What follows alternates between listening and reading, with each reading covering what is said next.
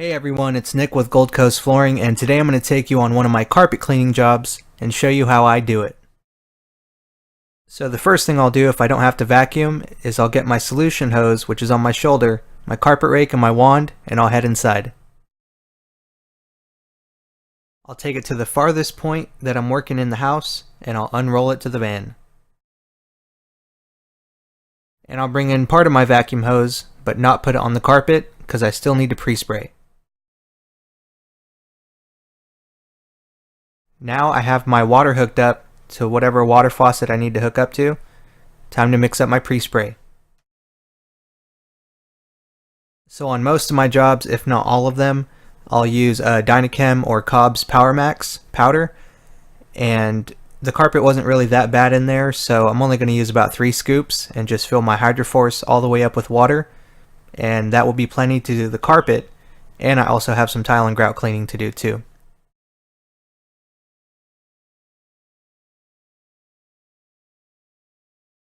Then I'll go ahead and crank up my machine, and I'll crank it to about half the RPM speed, the engine speed. That way it has a chance to warm up while I'm pre-spraying the carpets. And for most carpets, I usually clean at 400 psi, unless it's commercial grade or something else.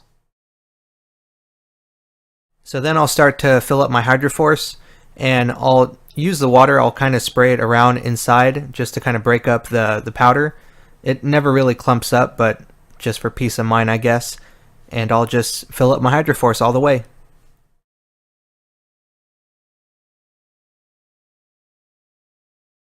Now my pre-spray is all done. I'll go ahead and shake it a little bit to break up whatever's left, and I'll start pre-spraying. I like to start on the edges and work my way inside. So think of pre-spraying like painting. You kind of want to use a left and right motion to get an even distribution. And the really bad areas, you want to go left and right, turn 90 degrees, and do left and right again. So now the pre-spray's down, I'll go ahead and rake it in, and I'll go a couple times in the really bad areas.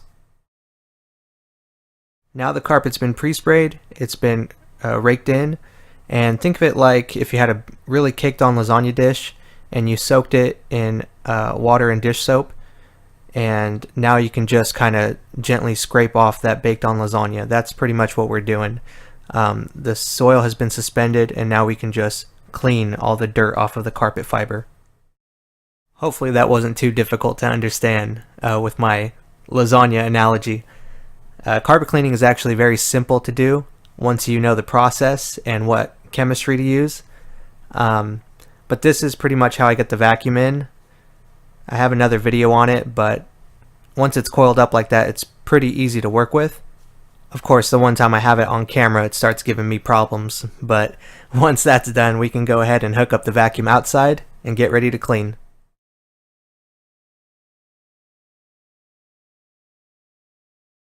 So this is pretty much my basic way that I clean carpet. I'll do one side of the room, I'll do where I'm coming in from, that was a closet over there, I'll do behind the door, and then I'll just make my way out of the room.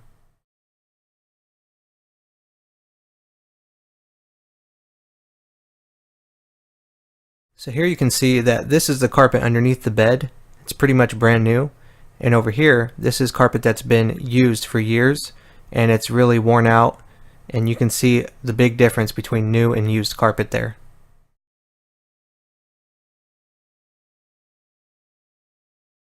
So that's pretty much it for carpet cleaning. It was only 2 bedrooms and a hallway. And I was going to split this video into 2, but I figured I'll just put it all together. So I'm doing the tile and grout cleaning in this home too, just the dining room and then a small, I guess the dining room and then a small kitchen. And the kitchen is usually what gets it the worst. So hang in there, I'll give you some tips on tile and grout cleaning too as a bonus, and we'll get to that in a second. So the first thing right off the bat, I want to pull out all the vacuum so I can pre-spray. Then I'll go ahead and drop my PSI to 200. So when pre-spraying, especially if you don't want your MDF baseboard to start looking like the Hulk on steroids, you want to spray about 6 inches away from the base. That way no excess water gets over there and starts puddling up underneath the baseboard and getting into that MDF baseboard. Next, I'll go ahead and use my grout brush and just scrub the outside perimeter first, and then I'll just do line by line one way, turn, and do line by line the other way. Then I'll hook up my tile cleaning tool and I'll pump the PSI anywhere between 800 and 1000 and get started on the cleaning. So I always like to start where I'm going to be ending, and in this case I'm going to start at the front door. It's just easier for me. I don't have to get my hoses dirty, and also I don't have to worry about the hoses. I can just clean in front of me.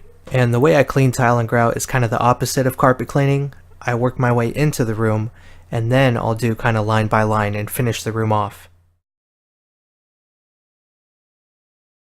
And here's a quick close-up so you can see that even though tile and grout may not always look dirty, grout really holds on to a lot of stuff.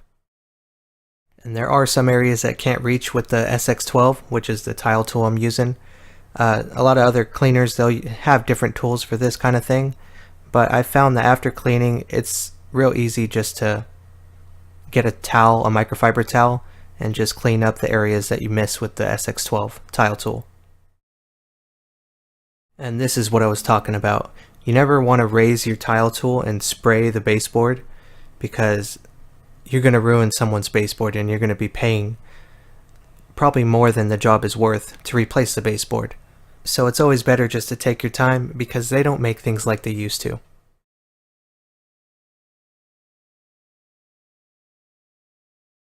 Alright, and that's pretty much it. All the tile and grout cleaning is done, and what I'll do usually after I'm done is I'll just get a towel, get it a little damp, and I'll wipe the edges around the room, and I'll wipe the base while I'm doing that as well, just for a finishing touch. This is why tile and grout cleaning is a little bit more expensive than carpet cleaning, because there's a different process, different steps to be used, and there's different equipment that has to be used as well. So thanks for joining me. Don't forget to like and share this video and subscribe to my channel, and I'll see you next time.